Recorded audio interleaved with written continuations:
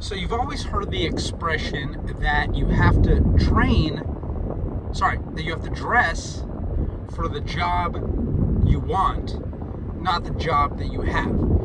And what I think has been lost on our generation and the younger generations is people don't even dress for the job that they have anymore. At the end of the day, whether you like it or not, people are judging you based on how you look from the moment they meet you, whether you like it or not. And that is a fact, and we all do it. And you can change that perception if what's inside of you is something that does not match the outside, right? If you're dressed in sweatpants and you look a little bit groggy and disheveled, but you speak with the eloquence of a Jordan Peterson or something like that, then obviously that can change someone's opinion of you really quickly. But that makes it a little bit more of an uphill battle. So I'm in the real estate industry, right? And I'm a real estate agent, and I don't always wear a suit. I wear a suit for appointments, and I wear suits sporadically, but sometimes I'm out knocking on doors, and it's just, I can't get all drenched in sweat and look gross and mess up my suit and have it become all gross and sweaty. So sometimes, I have to wear just like nice form-fitting jeans and polos and nice white shirts. So you have your kind of business casual dress as well. But, I always do my best to make it a point that I am ready, I am dressed, and I look good enough so that if, for example, I get a phone call from somebody that says, hey, I'm thinking about selling my house, can you come over today? I don't have to worry about I'm not dressed for that, right? Because I am expecting that to happen. I expect every day that I will get an opportunity to present myself, my work, my business, my life, my passion in front of somebody to the best possible way that I can and know how. So I need to be dressed in that way. So whether I'm wearing a suit or I'm wearing something else that is presentable, I am not worried about how I am dressed if I have to go meet a person and present.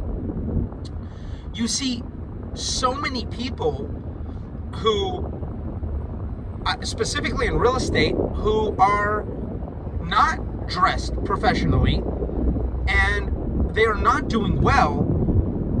And it's such a simple thing. It doesn't really take much extra effort or energy in the morning to just dress a little bit more professional, to just dress a little bit nicer, to spend a little bit of extra time when you have a little bit of downtime to find clothing that fits well. It doesn't have to be expensive clothing. It can be Amazon Essentials brand, which this shirt is, which actually this one is a little bit baggy, so I shouldn't be talking, but spending a little bit of that extra time to find clothing that fits well, that makes you look good, spending a little bit of extra time in the morning to make sure that you're prepped and ready to go in case you have to meet somebody, right? Making sure your shoes are, they don't have to be shined or polished, but at least looking good and not all scratched up and scuffed up.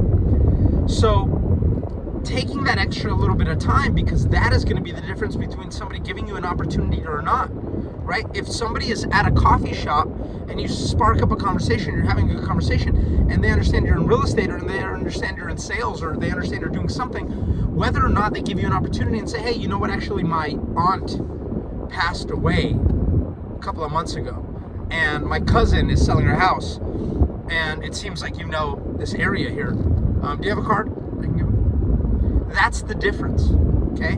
How you're dressed when you're in front of people. You are going to go into that coffee shop. You are going to be at this location, at this place where you have to look presentable. If you're wearing sweatpants and, all disheveled, you don't even know the opportunities that you're missing out on because you're not dress to impress. Plumbers have to wear a uniform. Okay? Security guards have to wear a uniform. Electricians have to wear a uniform. Police officers have to wear a uniform. Everybody, the lowliest position, sorry to say lowly, a McDonald's worker, whatever, I don't want to create this hierarchy of who's better or who's worse because you don't know people's situations or what's what. But, what is society considers kind of the lowest totem pole worker, let's say somebody who works at McDonald's, has to wear a uniform. They're wearing a uniform, right? If you're self-employed, if you're a salesperson, if you're a 1099, if you're own a business, whatever you are, and you can't be bothered to dress appropriately on a Wednesday morning, your results are going to speak for themselves. Your results are going to be what they are. You're going to look at the end of the year, at the end of 5 years, at the end of 10 years, and be like, I worked so hard. I don't know why I have not achieved the results that I wanted to achieve. Well, guess why? Because you couldn't do the most basic thing. You couldn't get dressed appropriately for your career. You couldn't spend an extra 5 minutes to do that. You couldn't spend an extra 10, 15 minutes to shave. You couldn't spend an extra 5 minutes to gel your hair, right? That's why I don't gel my hair. That's why I don't have hair. I didn't start balding until my mid-20s, but I was shaving my head before then because I just wanted to look sharp and I didn't want to have to go in and get a haircut and spend my time and gel my hair and do all those things. And actually, I never liked my hair anyway. I've been shaving my head and doing buzz cuts since I was 14 because my hair was stupid anyway. It's like didn't go the right way ever, didn't fit my face structure. Being bald did, luckily for me. So people were like, oh, losing your hair, it's kind of like as if it's a nude. So I mean, go ahead, deal with gelling your hair and getting a haircut and spending money and doing with all that stuff. Go ahead, enjoy. I luckily have a nice round head that my bald head fits with it. So there we go. If you can't be bothered to do the basic most thing to just get a little bit to look presentable, to look good at every point in time, because you don't know when that opportunity is going to come in. You could be at this coffee shop, you could be out in the parking lot, you could be wherever, an opportunity could strike you, and it could be a $5 million home that somebody is thinking about selling. Hey, what do you do for a living? But do you have a card by chance? Right? It's impressive. And right now, competition has never been easier because nobody else is doing it, because everybody is continuing to go down. Standards are going down for how you dress, how you look. It's cool now to look all disheveled and wear sweatpants and have oversized sweaters and all these things. And that's cool. It's cool to have style. I'm not like, I'm not like some old guy, oh, these kids, they don't, no, it's cool. If you're style, if you're becoming a rapper, if you're an online influencer, if you're doing things and you have to dress for your career, for your chosen career path, and that includes looking disheveled, then that is appropriate for you and what you're looking to do. If you are looking to sell people's homes or provide life insurance for them or do something else or be a speaker of some sort, then you have to dress appropriately for that. Right? I'm not hating on you if you want to dress with weird oversized sweaters and blah blah. Sorry, it's not weird. If it's cool, if that's the style, if whatever it is, that's the style. If you're in a coffee shop and you are, and you have 8 nose rings, that's appropriate for a coffee shop. That's what that is. So dress appropriately for your chosen career path. Spend a little bit of extra time in the mornings, in the evenings, planning what you're going to wear, how you're going to wear it.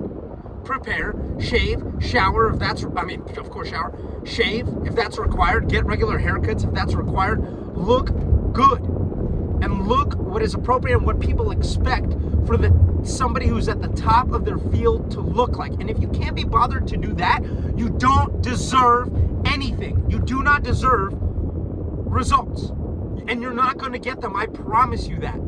I promise you, if you're coming into the office on a Wednesday, 10 a.m., wearing sweatpants, looking disheveled, unshaven, I promise you, you're not going to sell many homes. I guarantee it. Here's a surefire way to not sell homes.